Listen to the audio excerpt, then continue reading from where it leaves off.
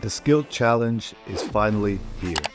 Enjoy the lowest profit targets in the industry through our skill challenge, which is only requiring a 6% profit target. Yes, you heard that right. Not only that, but enjoy 85% profit split on your account, as well as a 125% challenge fee refund, all part of the best product on the market.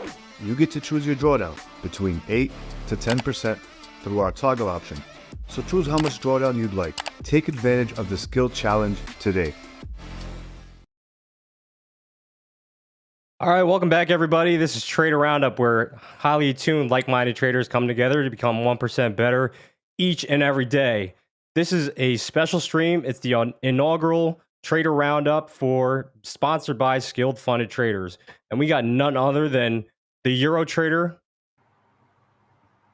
otherwise known as Ryhan. What's going on, brother? Yeah, good to be here. Just want to say thanks for having me on. And yeah, looking forward to it. Yeah, absolutely, man.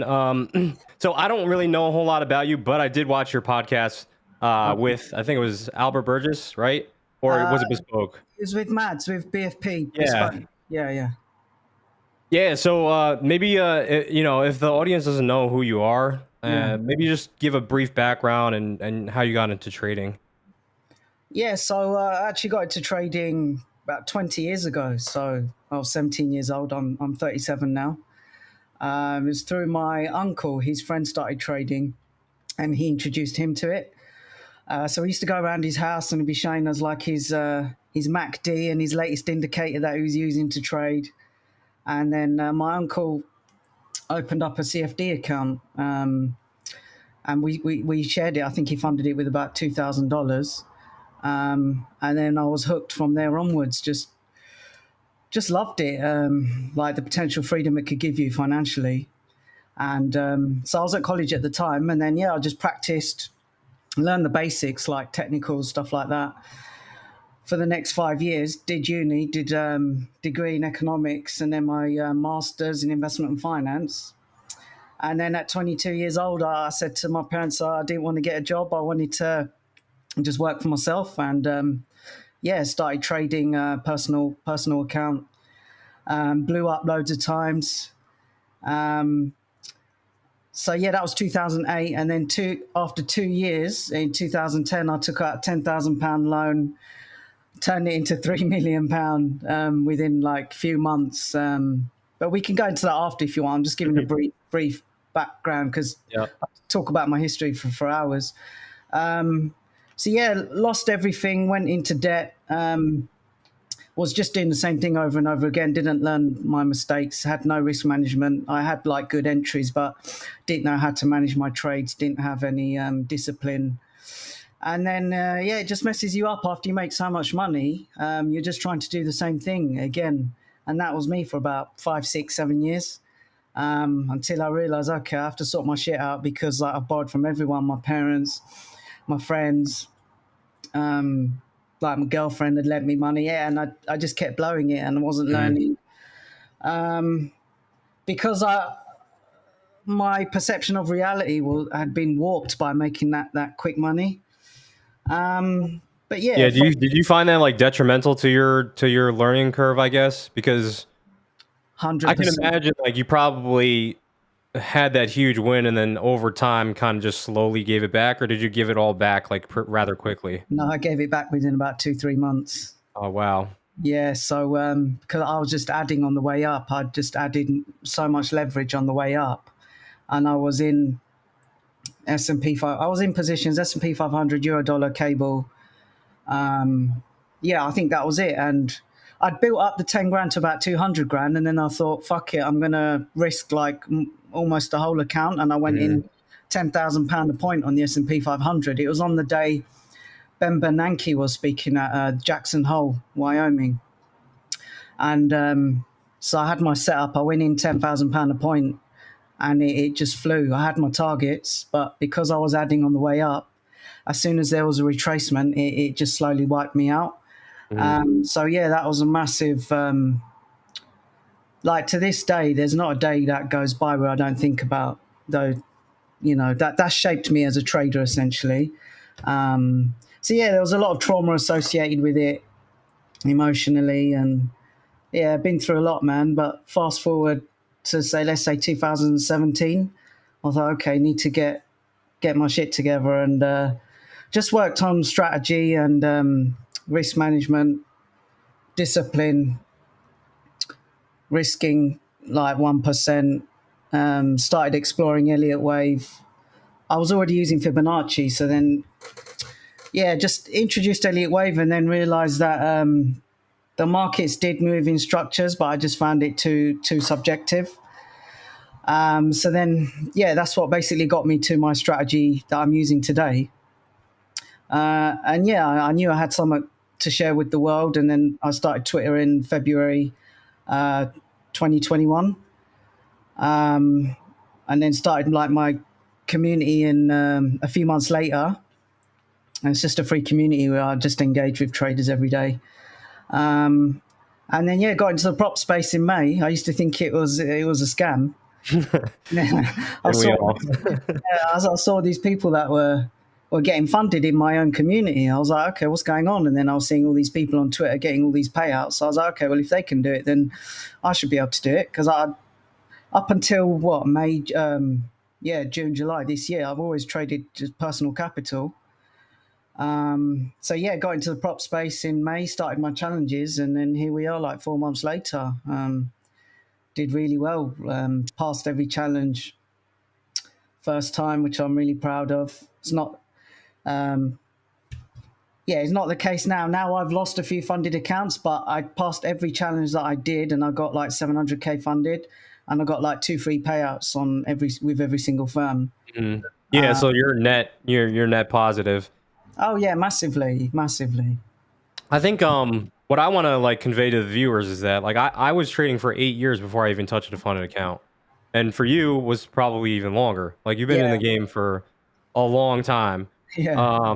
Like did trading some of these funded accounts, like did it actually relieve some of the mental pressures from trading personal capital, or? Absolutely. I don't even trade personal capital anymore. Yeah.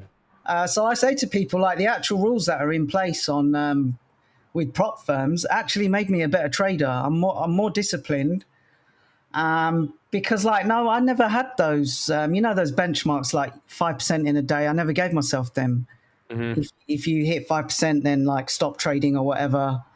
If you lose 10%, you lose the account. I never set those floors for my personal trading. So that helps me a lot, because I hate losing money. So when I buy a challenge, like, I want to get that refund, I want to get a payout, and I want my money back. So you better believe, like, I do everything I can to pass that challenge. So It's interesting to hear that, because I've talked to a couple different people that treat it a little bit differently, right? They don't care about the money. They care more about their time. So they're like doing 4% on the challenges. Again, I don't recommend that, but just between us two, right? Like, it seems like you've already been through like a traumatic experience. Like, do you think, and I had this discussion with some people in Miami over the weekend, like, do you think it's a necessary evil to like have a streak like that where you're, running extremely hot and then you're giving it all back? Like, it really does, kind of mold an appreciation for risk management in general. yeah, so most people I know, they've all blown accounts. There are, I'm not going to lie, there are actually a couple of people that I've spoken to that have never lost their initial like funding that they put into personal accounts. Like, there's one guy that I mentor, and I was speaking to him. I was like, "Oh, so you're profitable now? How many accounts did it take for you to blow?" He goes, "No, none." That's And awesome. I think it tends to be like people that have full-time jobs, and they're not at the screens all day. They're taking less trades. They're the ones that usually don't blow accounts, and they tend, from what I've seen, they do a lot better.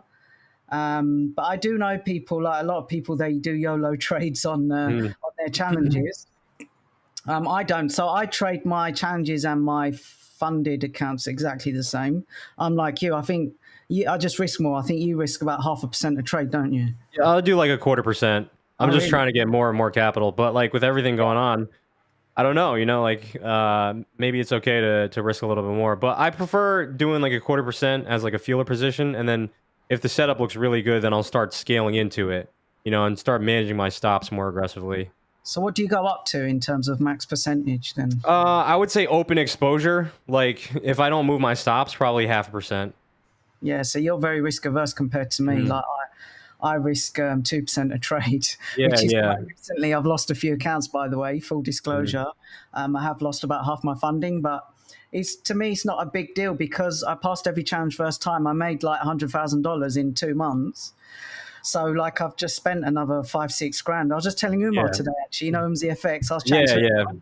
So I've bought challenges. I bought SFT actually. I bought a challenge with SFT, your sponsor, a few other firms. I've bought about another $2 million in Yeah, funding. yeah.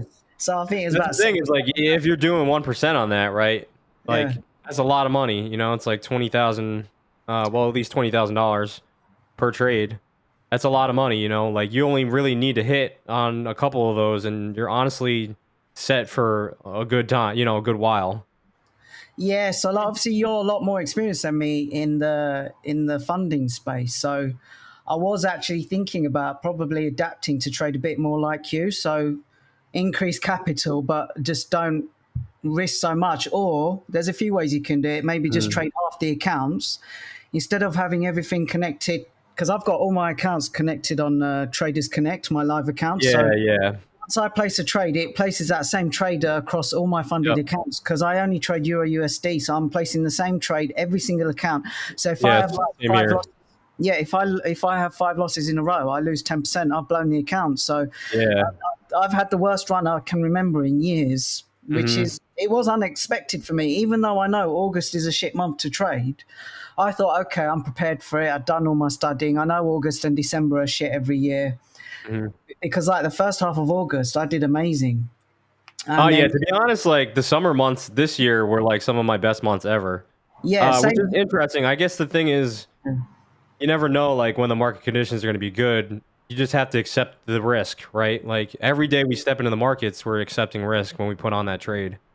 Yeah, but like with like the usually I always say to everyone, you get like 2 shit months a year where it can just go into a consolidation and whip you about, and that's usually August and December because you know Yeah. everyone goes on holidays, Yep. for no liquidity, less volume. So I was like, oh yeah, I'm doing really well.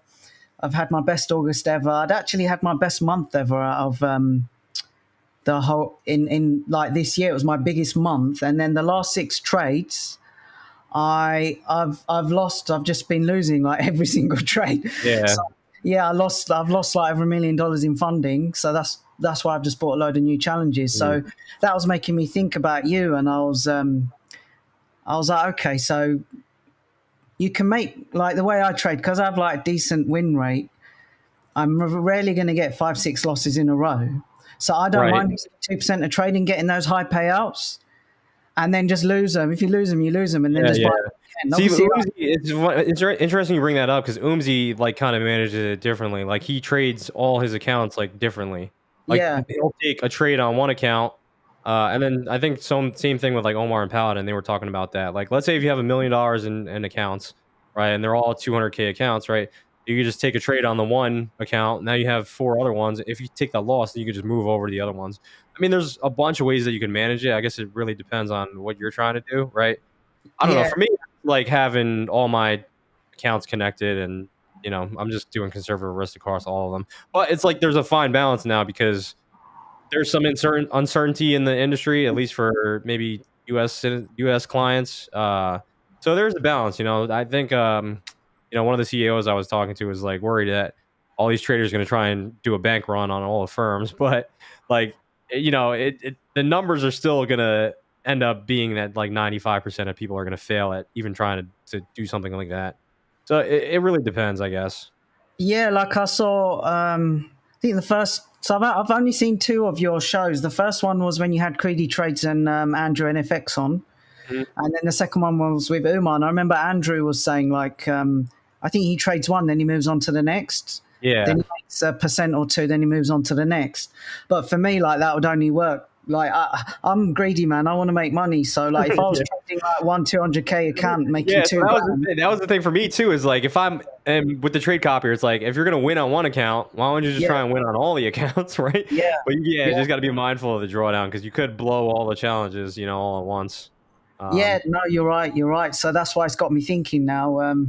Because, like I said, you're a lot more experienced, and I'm sure you've lost accounts, and I know you always talk about working your way out of drawdown as well.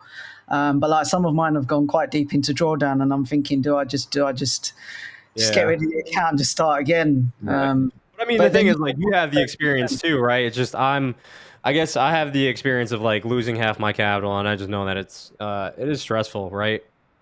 yeah, yeah. But yeah, I guess before you got into, or now that you're trading funded capital, like, what was your journey like right before you transitioned into prop capital? Like, were you already finding some success?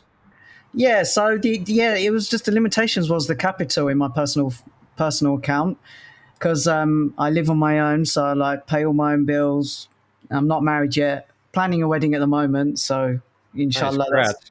thank you. That'll be changing at the beginning of the year. So yeah, like I do everything myself. So I live on my own, got a lot of bills going out. So if you trade.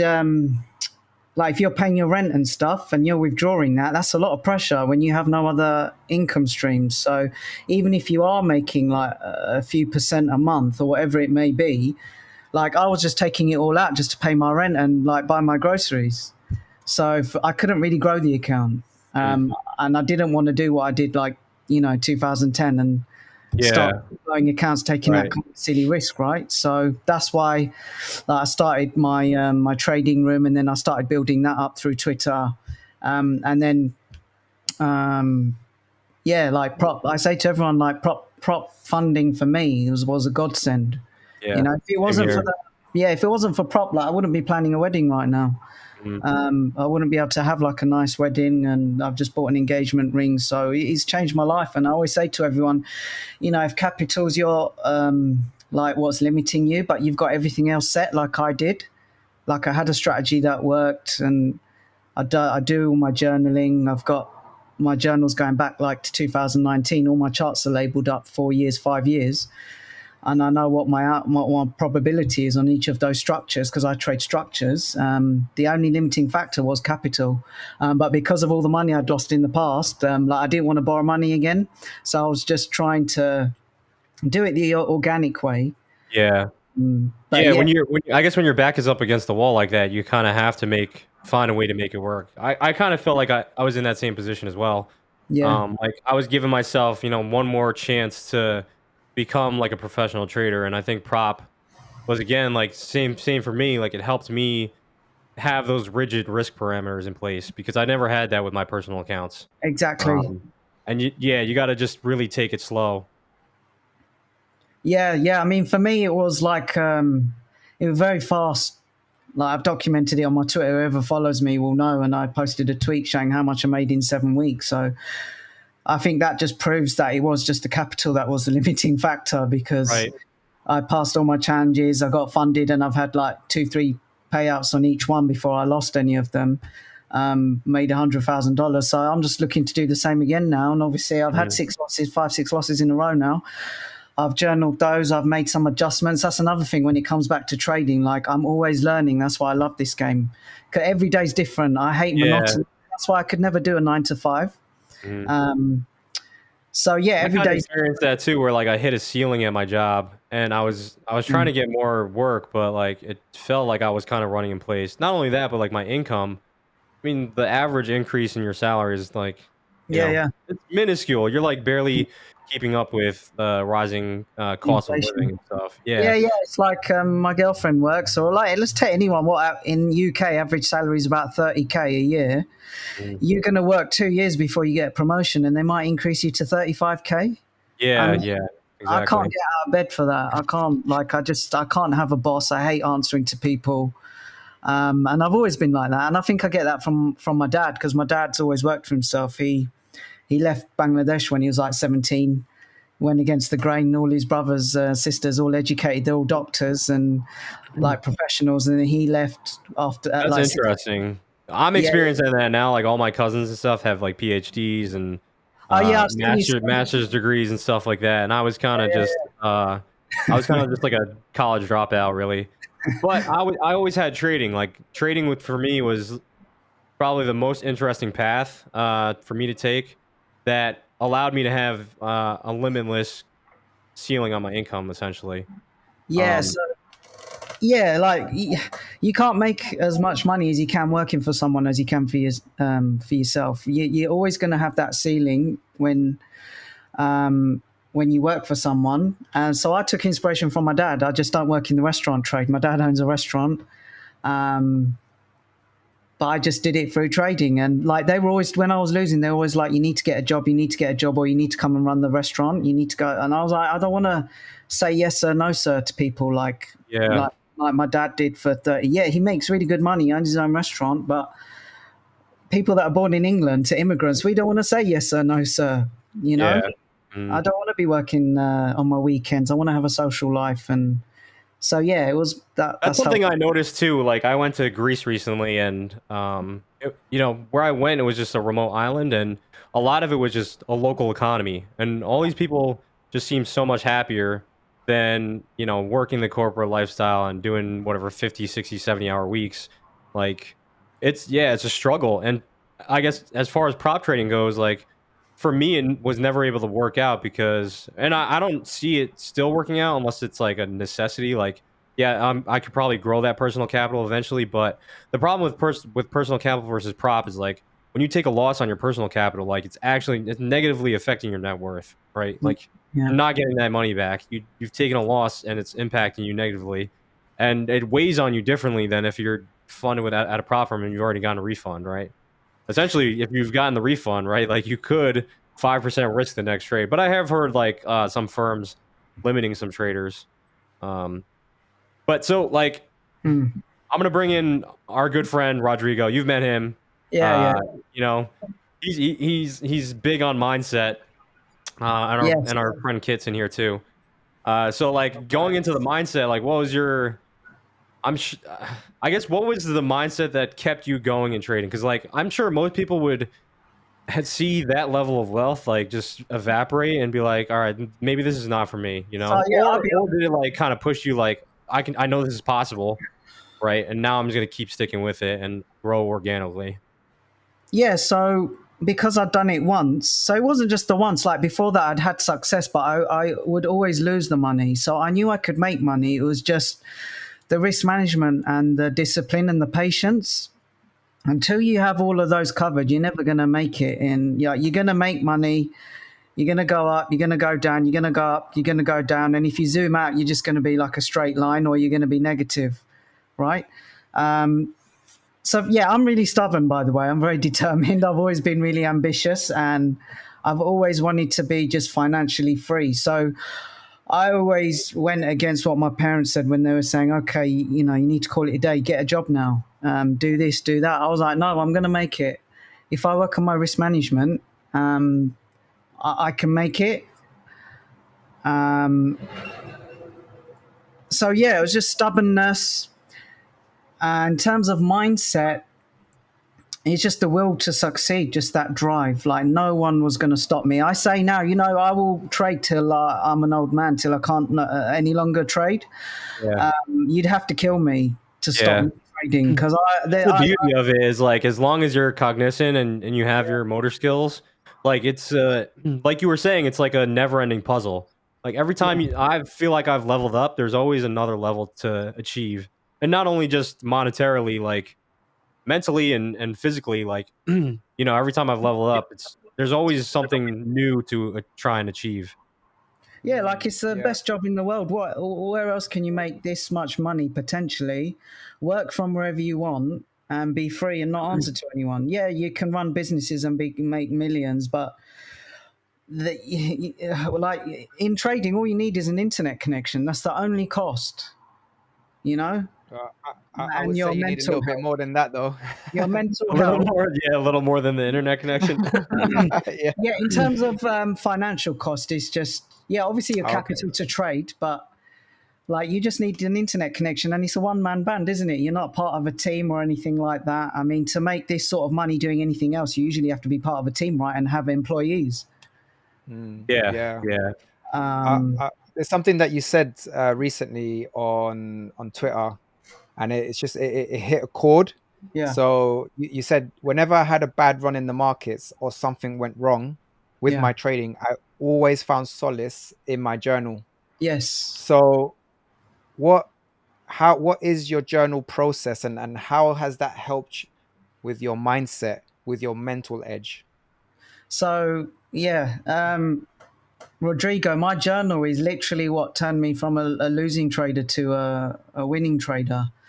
I only started journaling a few years ago. Just trying to think now, what year did I start from? Maybe 2019, 2020. And Mm-hmm. that is what took me to the next level. So yeah, like I always say, most people, I journal differently to most people. They journal metrics like win rate, what day of the week is most successful, and a whole bunch of other things. Because I trade structures, I'm just copying, pasting screenshots of charts, and they're labeled up, and then I've got a set of bullet points underneath. So my journal's on Microsoft Word. Like, it's not a Microsoft Excel, it's not a database, it's a Word document. And Right. whenever I've had a losing trade, like now I've just had 6 losing trades, Okay. I've looked at the similar structures that have happened in the past. So I'm like, so this one was a little bit different. So it's like history rhymes, but it never repeats. There's always going to be a little change in the structures and where you enter or what the invalidation level is. It's not always the same for me and the way I trade using my strategy. So I've journaled what's happened in the last 6 trades. I've written down what I will do differently because it was slightly different. And yeah, like I'm going through my journals all the time. Like, I can't remember all my structures off by heart. I have to refer back to my journal every day, and I spend hours on that on the weekend, in the evenings, sometimes during the day. I like to do it after the market's closed. So I trade from 6 a.m. to 6 p.m. London, right? So Okay. outside of those hours is when I get better. I always say I become a better trader on the weekends. I'm not getting better when the market's open, when it's live. Mhm. Because then you're emotional and you can be impulsive. So what stops me being emotional and impulsive is my journal. And that I also, actually noticed too, as far as like even just studying off market hours is so much more important to me because like I always had like the live market next to whatever I was trying to studying. So I was just so distracted all the time.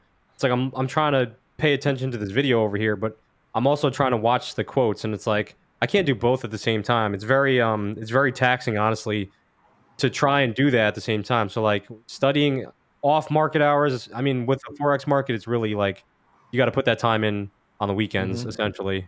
exactly. And Absolutely. yeah, that's what I say to everyone. You need to do it on the weekends when you're calm, when the markets are closed. Then you go back and look what happened, journal it properly, write down what you need to write down. Like when I come up with my plan for the next day, obviously you have A, B, or C can happen.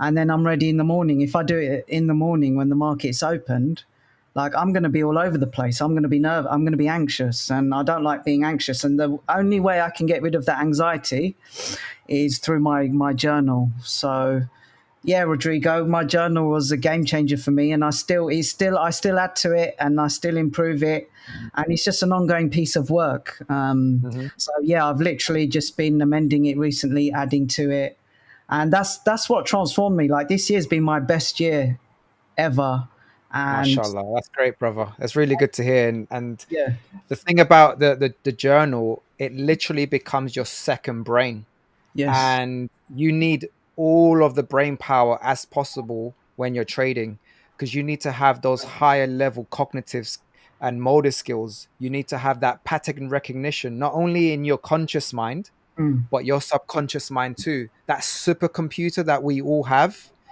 uh, that's where our playbook is. That's where our long-term memories are stored, and all of that information that you've put over the years in your trading, all of that is in your subconscious. But mm, when it's not possible to see that consciously all the time when you're trading, but so the more you journal, essentially it's like your hard drive. it And is. so by not journaling, you're not utilizing that supercomputer, that subconscious, and the pattern recognition that you need.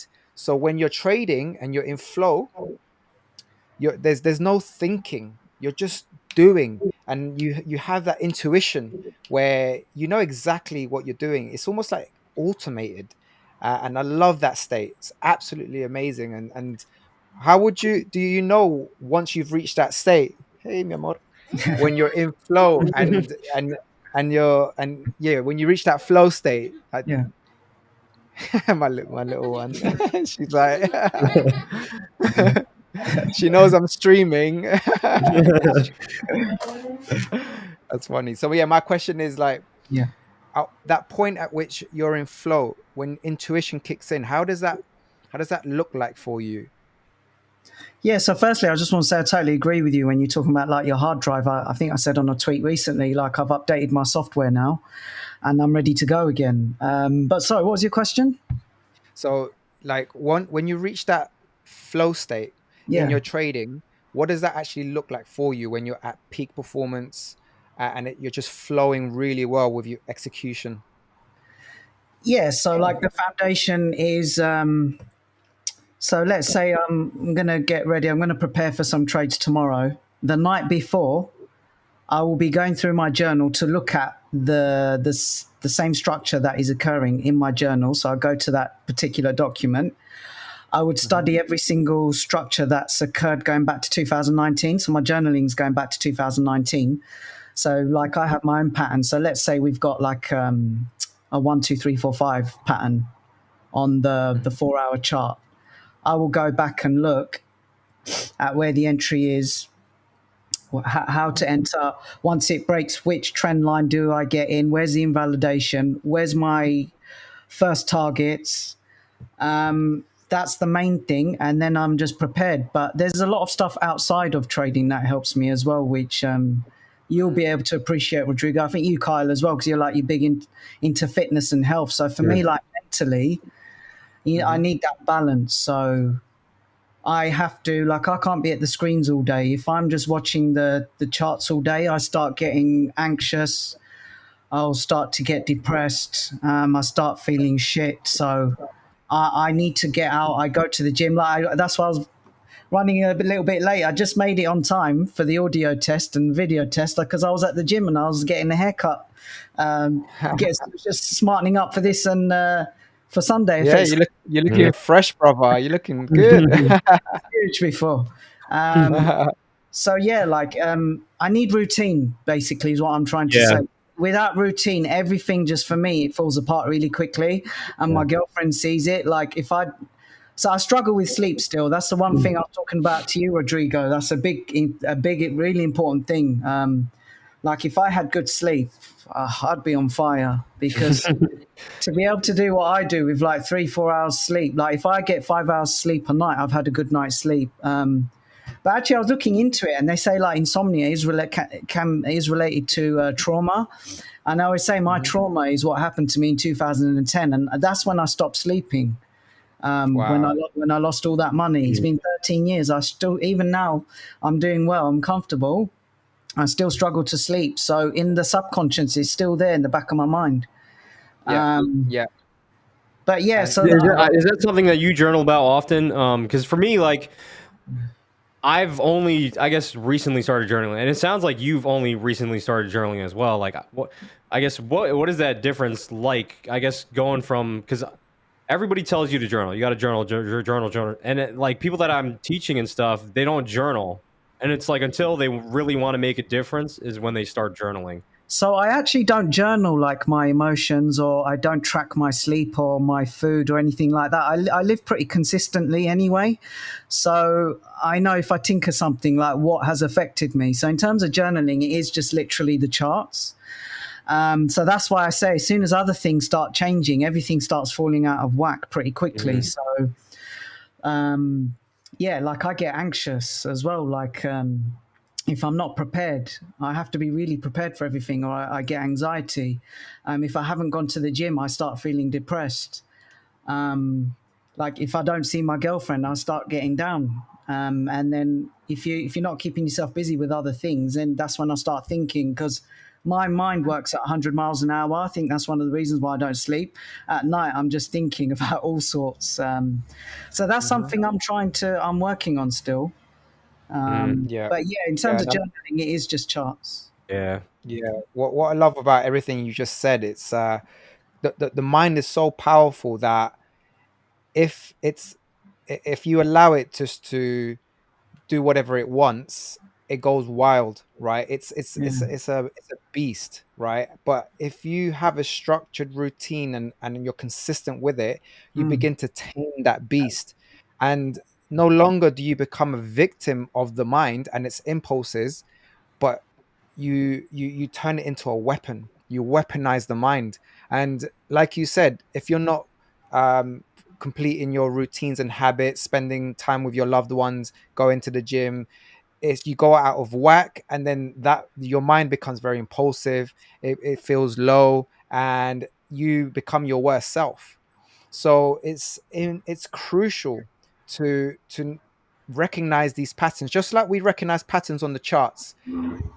And all this time that we spend on the technicals, the back testing, and everything like that, the same amount of time, if not more, needs to be spent upon our emotional patterns, our responses to not working out, or versus when we do work out, our response to eating that type of food versus not eating that type of food. What hours of the day you should be eating, the wind, I know we spoke about Yeah. intermittent fasting and Yeah. all of that. It's finding and fine tuning those behaviors because of the patterns in your Mm. performance. That is what 99% of traders do not do. Yeah. And Yeah. this is Like, why, yeah, go on. yeah, no, like I know Jade always says like trading, he treats trading, sorry, Jade, Kyle, he always say Yeah, he yeah, treats no worries. it as a performance sport, right? Mm, So it's like the same with me, like in terms of like you were just saying, like diet, food, right? I cook all my own meals. So when I'm eating at home, I very rarely eat ready meals unless I haven't had a chance to cook. So I'm cooking my own food from scratch in batch, maybe 2, 3 times a week. That's what I'm eating every day. I know what I'm putting in my body. As soon as I start eating shit, like don't get me wrong, I like a takeaway on the weekends, and I do go out to eat once a week at least. But I make sure those other 5, 6 days of the week are really disciplined. And then if I have a blowout, I have a blowout. But Mhm. I just make sure those 5 days I am disciplined. So, like, Yeah, it's just like trading. Like you just want to reduce what you're doing that's impacting you negatively to the most smallest amount. Because we're still going to make mistakes, right? It's just about doing the more important things, like following your trading process, following your risk management. Just yeah, do more of that and less of what's hurting you, right? yeah, I think like a don't lot of people don't recognize that. yeah, like don't be too strict. Obviously, you need to reward yourself. But yeah, like in terms of the mindset, like people fall apart because they don't journal. So I see in my community, if people have a loss or two, they start losing their mind, and I'm like, well, you're doing probably one or two things or both of them. You don't have a plan. You don't have a B or a C, and you're over leveraging. You're probably risking for like 5%, 10%, 20, 30. I don't know. Some people they have a few losing trades, and I don't hear from them again because they've lost their accounts, and they come back Yeah, a few months later and they say, "Oh, I'm ready to go again. I've funded my account again," or let's say they're following someone else's trades blindly. You have to have your own strategy, and the strategy means everything. Like it's a whole system. It's not just the charts. It's trade execution. It's the discipline, the patience, the risk management. Everything has to be on point. So the people that struggle are the ones that don't have enough experience. So they don't know, oh, my trade's been invalidated. What do I do now? They're just going to try and chase it and they want to get straight into another trade. Sometimes you have to sit back. You got to wait a day or two. But 90% of people that I speak to, they're like, oh, I need to be in the market. And I'm like, why do you need to be in the market? You're not getting paid to be in the market. We get paid to wait. yeah. We get paid for our love that. decisions and our patience. Most of Mm, trading is just sitting there doing nothing. Mhm. yeah, It's not yeah, Whether trading. you're in or out of a trade, right? If you're in a Yeah, trade, you're mostly just sitting there doing nothing, and exactly. if you're out of the trade, you're mostly just sitting there waiting for the next setup. Yeah, especially me because I trade the 4 hour chart. So I entered a Yeah, trade today. So I might be holding it till Wednesday or Thursday. And yeah, people say, oh, how many trades do you take a week? I'm like, oh, between 1 and 3. They're like, oh, I want 10 trades, 20 trades. I'm like, why? You're an idiot. Why do you want more trade? More trades doesn't equal more money. yeah, exactly. Such a Every time stupid. I've noticed, and Rodrigo knows this too about me, is every time I've noticed, like when I'm just sat at the screens all day long, is like when I'm performing the worst. Yeah, yeah, yeah. Yeah, because I guess when I got into full-time trading, I thought it would be like, very just in front of the screens, clicking buttons all day long, but it's yeah, I very think, much not like that. You can have another job if you really wanted to and still trade. yeah, unless Or you're a go and play golf. scalper, unless you're a scalper. But even if you're a Yeah. scalper, you can just scalp a few hours a day, I guess. Hmm. But yeah, for me, I don't. But again, this is another thing I do struggle with. I have to be very honest. Even people think, oh, you have it easy. You don't have to be at the screens all day because you're in 1 to 3 trades a week.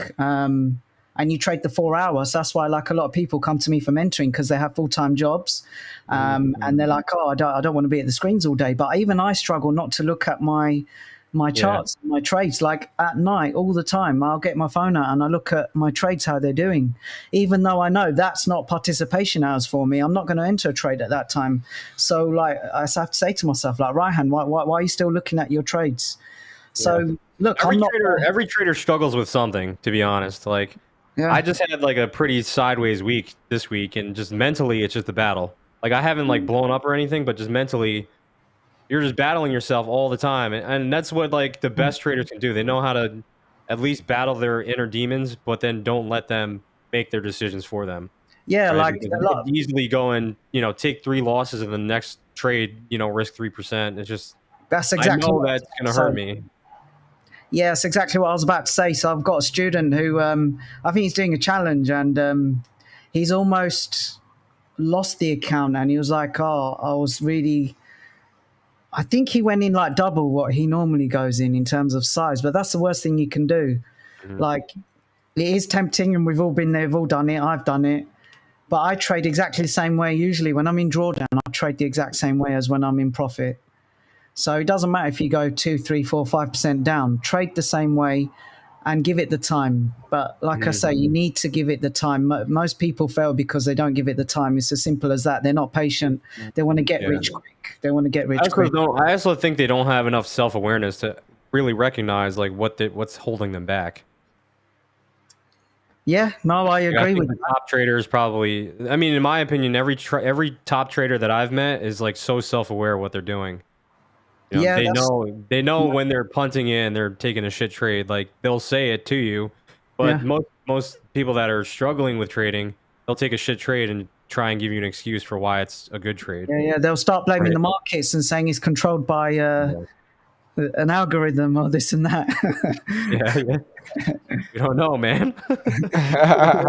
No, I know you ICT Don't traders. let it say I am, but I'm not like a fanatic. I won't say like the markets they have to be driven by an algorithm. I don't really know, like the Yeah, powers that no, that's be. fine. But when people go a step above that and they say, "Oh, people are trying to take your losses out," well, yeah, in a sense they are. That's where liquidity is. So Like that. Like I don't know about you, but I've watched a lot of trading documentaries and stuff. Like before electronic trading was a thing, yes, they were targeting people's stops in the pits. Like they would see a new guy. Let's say if we were in a circle, right?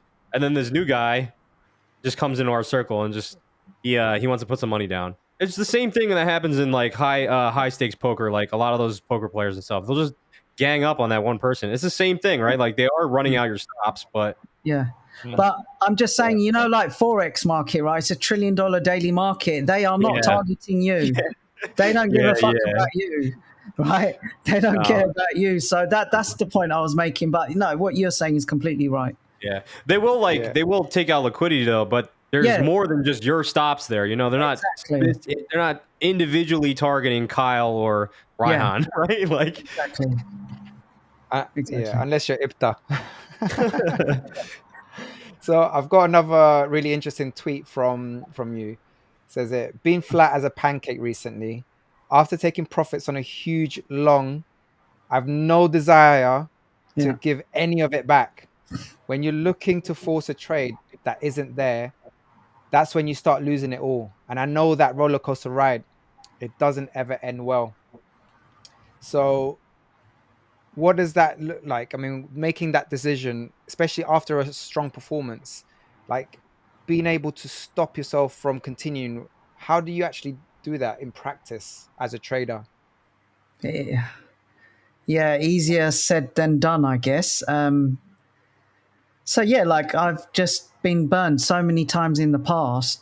Like I've had a good trade, and then usually you end up giving it all back. Like the stats are even coming out now from the prop firms, aren't they? Which says take less trades. The people who take less trades do better. As soon as they're in some profit, stop trading, because if you continue, usually, like I was up on an account last week or the week before, what, about eight grand, and then went down to like $2,000, and then like you will start trading emotionally again straight after a win if you do that. So just sit back, appreciate it. Don't be greedy. You have to control that greed. All of us, right? We have those two overriding behavioral traits in humans: greed and fear. Everyone knows that's what drives the market. So as soon as you can identify that, and again, you'll know that through experience, like through time in the markets.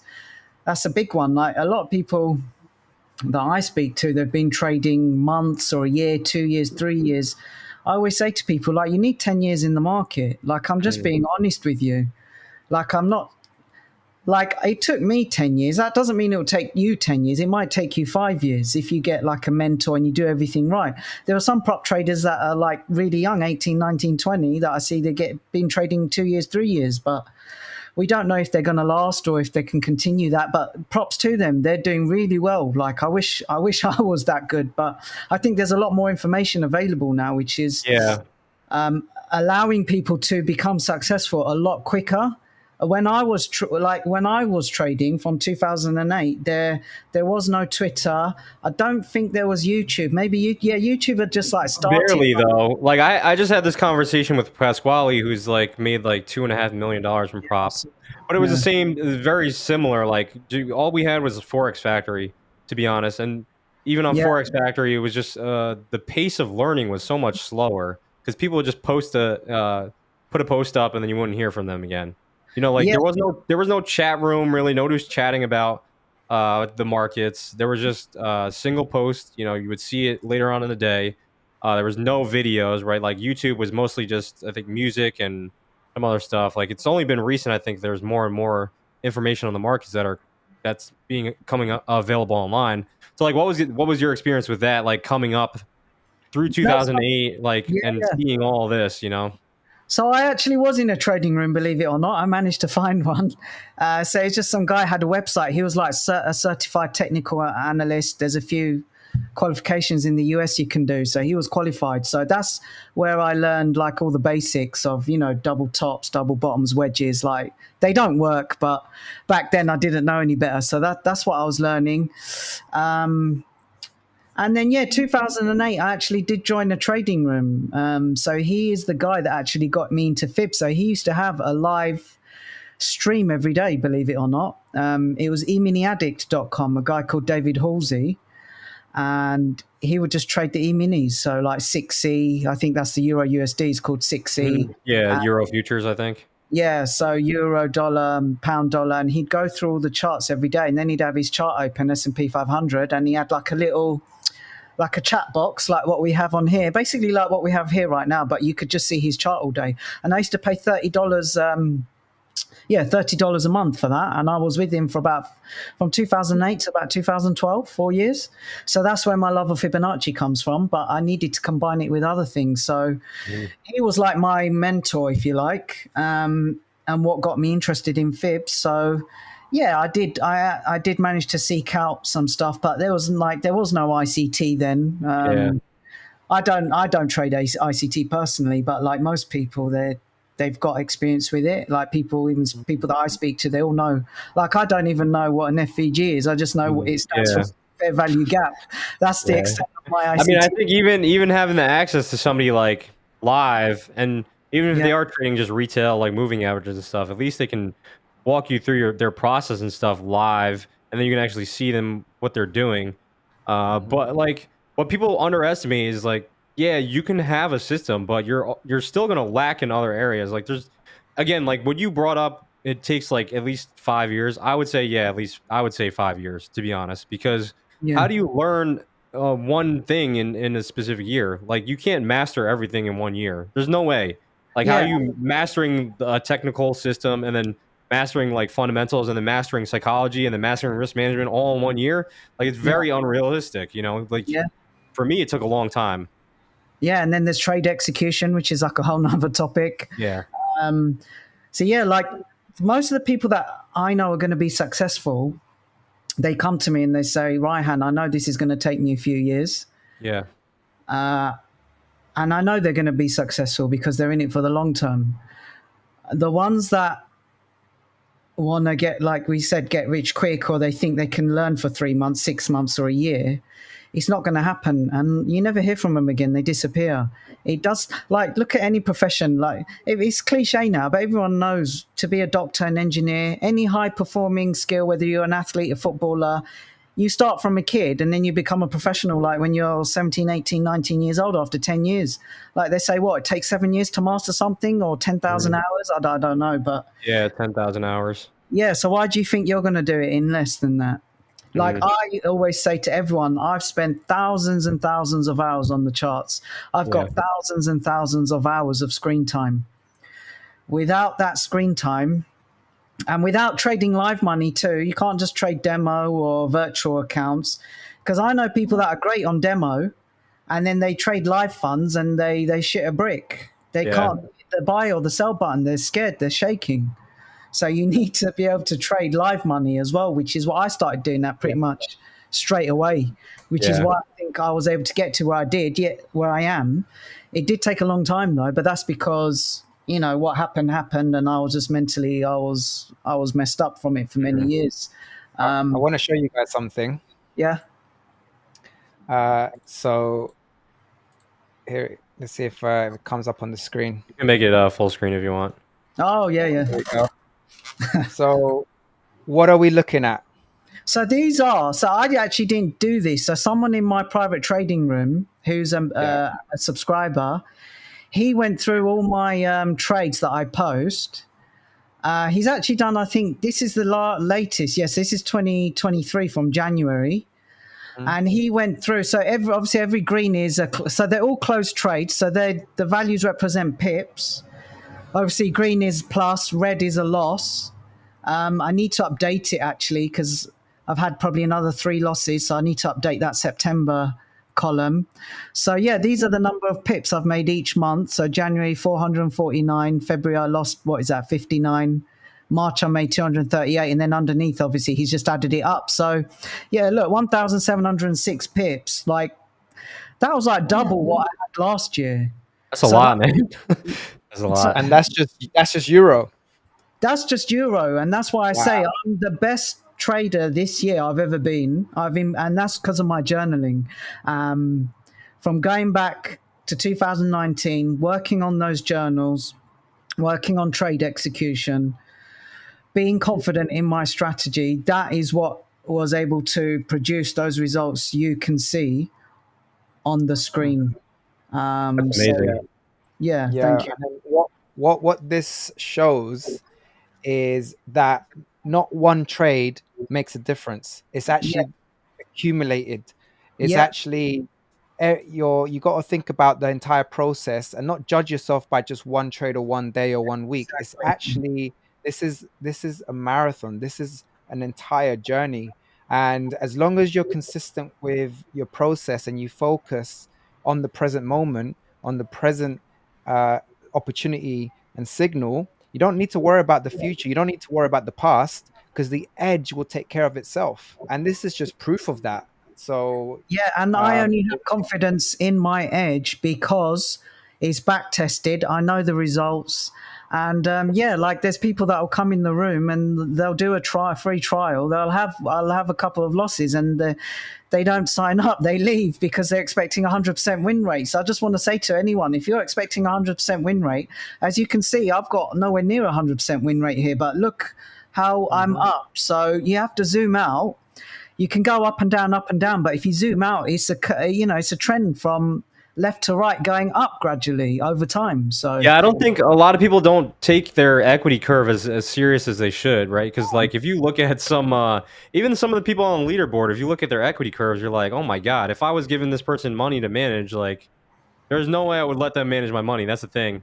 Like yes, you could be on the leaderboard at a prop firm, but nobody's trying to see your equity curve spike 20%, then down 10%, then up 5%, then down 10%. It's like is all over the place, man.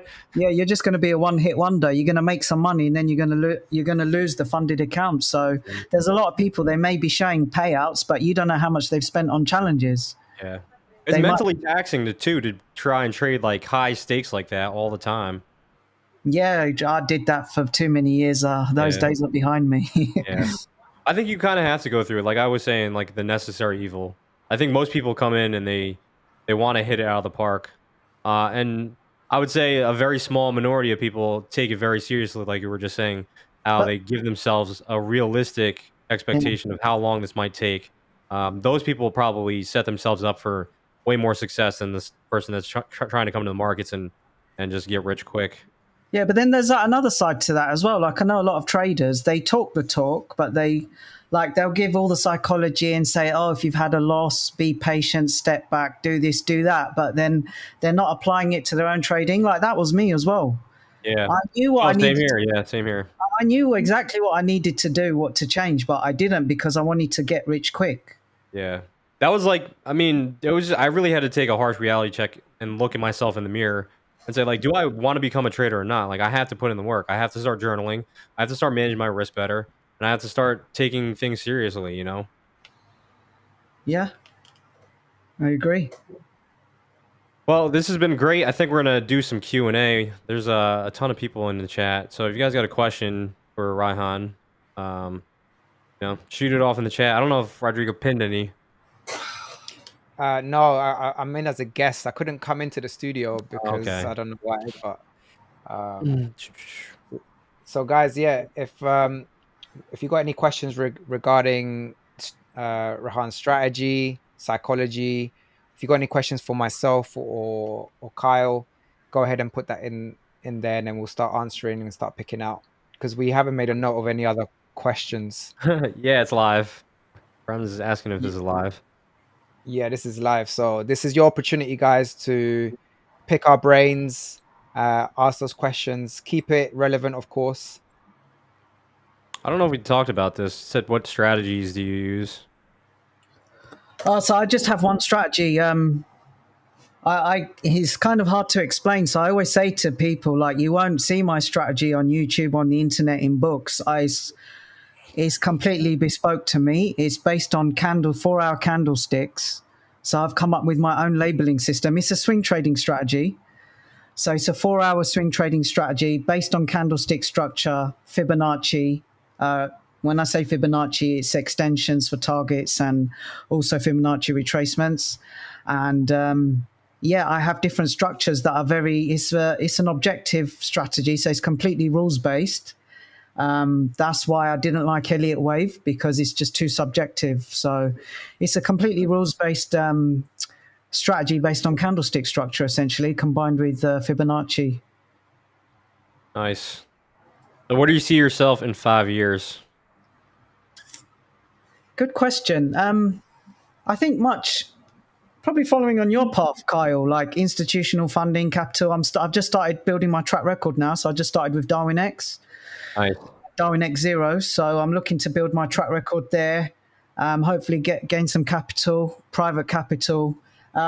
If prop firms are still about, I will 100% still be trading those. Like, they've changed my life. Like I said to you earlier, and I encourage anyone who is struggling with lack of funding, and if you know you're a good trader and you have a strategy that works, go into prop. So if prop's still around, I will still be trading prop.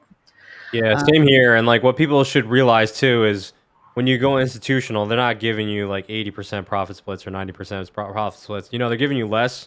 You just got to get more capital. But the beauty of what's happening right now in the industry is like a lot of firms are okay with having their traders just work remotely. Whereas before, a lot of firms, they didn't allow that. Like you had to go into the floor, you had to be vetted out. But now, you know, if you have a track record and you have a connection to somebody, yeah, you can have the ability to just manage all the, you know, everything. You can have your personal accounts, you can have prop accounts, you can have institutional money, and just essentially just trade it all the same, right?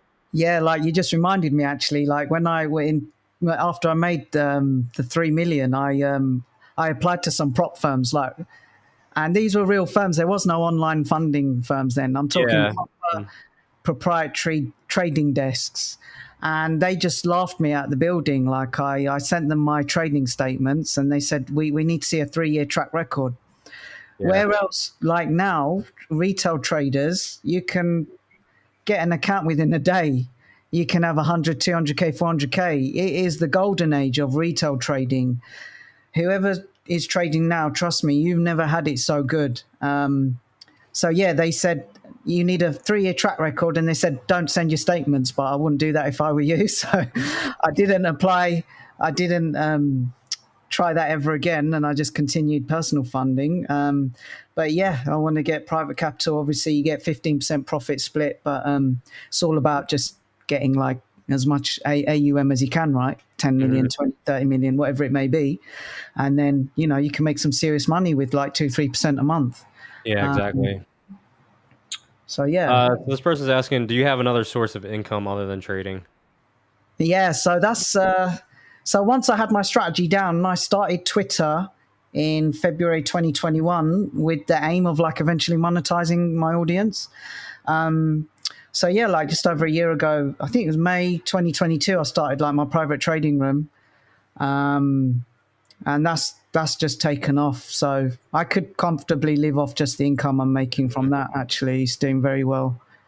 Yeah, now that I'm like kind of doing education, I'll just throw it out there. Like, well, as a trader, yes, our time is valuable, and at times you can make more money in the markets than teaching other students, right? So a lot of people don't. People kind of hate on it, and they're like, "Oh, this guy's running an education service." Like, you guys got to understand, like some of the big traders, they're gonna make more money from that hour that they spent in the Discord than you paying them $100 a month, right? So we are trying to provide a service because the demand is there. Like people want to learn how to trade, and there's a kind of a love-hate relationship because somebody has to educate, right? Somebody's got to educate. Your time is valuable at the end of the day. So like I never have any issues with education services. I use tons of them. I'd spent so much money on education through the years. Like I've never complained about any of them. Some of them have given me a lifetime subscription and then 3 months later pulled the plug. It's like, all right, well, I took the risk, I'm just accepting the fact that I took the risk and that's the outcome. Like I can't go back and force them to start educating me again. Yeah, but just going back to that, like before prop funding came along, like that's why it was so stressful for me trading personal capital, because I had bills to pay, I had my rent to pay, my grocery shopping. I didn't have any other stream of income. So then that's why I started the private trading room. And then obviously I got prop now. I do mentoring as well, which I started in January, February, where I teach my strategy to people. And like an interesting thing is like they're all like high achievers. They're all like, I've got a CEO, I've got like people that own their own businesses, like physios for like major football teams in the football league, things like that. Like they're all doing well in life, but they just want to achieve more, or they're looking for maybe something to do on the side or an exit plan or whatever it may be. So yeah, those are my other two streams of income, but it's all related to trading. So yeah, and you don't always have to just go all in on trading, right? Because what we said, trading is very lonely. It can be boring at times. Like, yeah, you can hold down another job, especially if you love your job. Like, there's nothing wrong with that. Yeah, like that's why I started my community though, like in April 2021, 2.5 years ago. It's just to chat with people. Like I'm in there every day engaging with people. I'm approachable. So, and I've made some good friends in there as well. Like I genuinely talk to them outside of the group. Ask about their families, ask about mine, what you're up to on the weekend. So yeah, because trading is lonely. So if you're not going to do anything else, then get into a community and yes, that's why I'm going to FX Connect on Sunday so I can network. Yeah. That's like a go, man. Yeah, I love that, man. Like, I love meeting other traders and sharing stories. That's what it's all about. It's all about that for me. It's I'm cool. looking forward to that. Yeah, like it's cool to engage with people over a monitor, over a screen through Twitter, but nothing beats meeting people in person and sharing stories. Yeah, exactly. And not only that, you get to be around other like-minded individuals. I find like you have to be a special kind of person to be a trader in general. So being around people that have that similar mindset It can be very powerful as a network because we're all trying to grow. We're all trying to learn, and we all, understand how hard it is to be profitable in the markets. Yeah, and like before I started Twitter 2.5 years ago, like I didn't have anyone to talk to about trading. Mhm. And that isn't easy. Like everything just used to be bottled up inside me. Because like I talk to my girlfriend about trading, and she just switches off. She doesn't Yeah. understand it. She finds it boring. So yeah, she'll listen to me just to let me like vent, but I can't really engage with her about trading. So Yeah. yeah, that's one of the. I think Twitter was a godsend in terms of community and being able to network with other people. Like I've met like Umar now. I've met Rodrigo. Mhm. We're going to meet each other in Dubai as well. Like if Yeah. you told me Mhm. like 10 years ago you're going to go on holiday to Dubai with other prop funded traders and have like the time of your life, I'd have said you're crazy. Oh yeah, it's definitely a blessing for sure. It is, yeah. This person's asking, top one's asking, how can I kill emotions? For me personally, you're never gonna kill emotions. Like you're not trying to be a robot, right? Yeah. Like the best traders still go through rough periods. We still get angry sometimes. Like you just manage them better. Like if I get angry, I'm not going in and revenge trading now, whereas I used to before. Like I'm just Yeah. managing it better. Yeah, like emotionally, I still feel the same. Even though you should accept losses are part of it, I still hate losing, and Yeah. that's because I am a perfectionist, and it's probably the worst thing to be in trading because in trading there's no such thing as perfection, right? So yeah, you need to be confident in over your trades, over a large subset of trades, over a large series of trades. You need to know you have a positive expectancy. That's basically trading summed up there with risk combined with risk management and discipline. You need to know over a large series of trades, are you going to be up or are you going to be down? What your general win rate is, what your average RR is as well. Until you have those, every time you lose, you will always become anxious. Mhm. So yeah, that only comes from screen time though. You have to put in that screen time. So yeah, you will never kill emotions. We're not robots. I'm emotional. But I trust in my strategy and my journal, and it's as simple as that. But yeah, you'll never be able to kill emotions. Yeah. No. Yeah, All right, that's so I think right. I'm gonna wrap things up. Rod, you got any other questions for Ryhan? Can you guys hear me? Yeah, I can hear you. Yep. Okay, good. I just thought. No, I think there was just in my final comment in regards to this final sort of question in regards to emotions. Uh, it really, if you really want to, I guess, kill emotion, because you can't really kill emotion. You like Rehan said, we're humans. Emotions are part of our being. They're hardwired into us. So instead of thinking that emotions are the problem, you should use them as a signal, as an indicator, and understand that what patterns in emotions and behaviors that you have in your trading before, during, and after a trade. So, I always go on about all of these things, but if you really, really want to master your emotion, understand how to get into the flow state, understand how to get to reach that peak performance. And that takes a lot of work. It takes a lot of mastery of repeating the same process, the same strategy over and over and over again. Because then when you have those moments of flow, you don't really experience much emotion. You're just in automation, and it feels timeless. You think to yourself, wow, that's 90 minutes have gone by and it felt like 5 minutes. You were just so focused and engaged, zero distractions.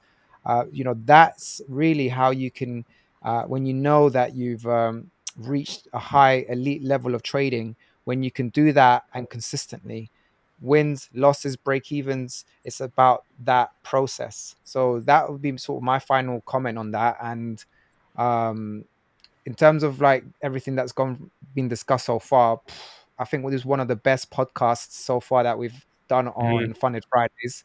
So Really? Rehan, you've been an awesome guest, man. Yeah, it's been Well, that's awesome. Really, Yeah. yeah, I appreciate that, man. I'm quite speechless right now. Thank you.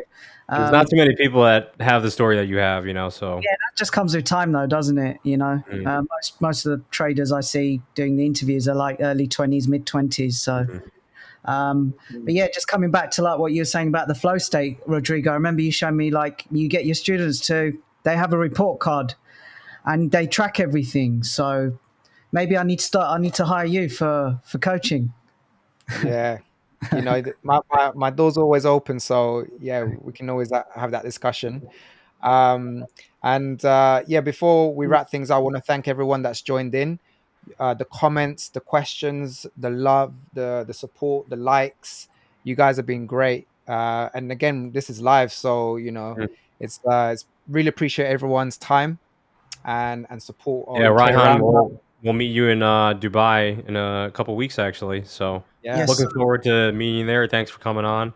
Yeah. Huge shout out to Skilled Funded Traders who's now sponsoring Trader Roundup. So if you guys haven't already, check them out. They've got some of the lowest targets in the industry. They got a great team behind them. So huge thanks to them. Huge thanks to you again. I hope you have a great weekend, and we'll be in touch soon. All right. All right. Thank you, guys. Take care. Thanks for having me on. All right. Take care, Rod. See you Cheers. guys. see you guys. Bye.